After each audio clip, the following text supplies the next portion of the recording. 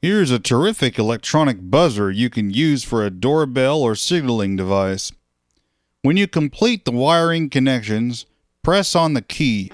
You'll hear a loud buzzing sound from the speaker. Now touch the relay case while you hold the key down. What do you feel? Don't worry, it won't shock you or hurt. You felt the relay case vibrating. This is because the relay is rapidly opening and closing its internal switch. Look at the schematic. Can you explain why this is happening? When you press the key, electricity can flow. When current reaches the relay, the internal switch activates and opens the circuit. This cuts off current to the relay, meaning the circuit once again is closed. But as soon as current again reaches the relay, you guessed it, the relay switch opens the circuit and repeats the entire cycle.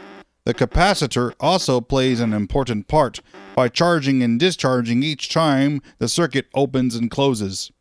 So in this circuit, the relay is a bit like a dog chasing its own tail.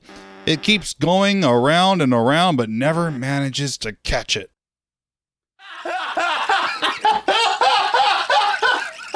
This has been a cassette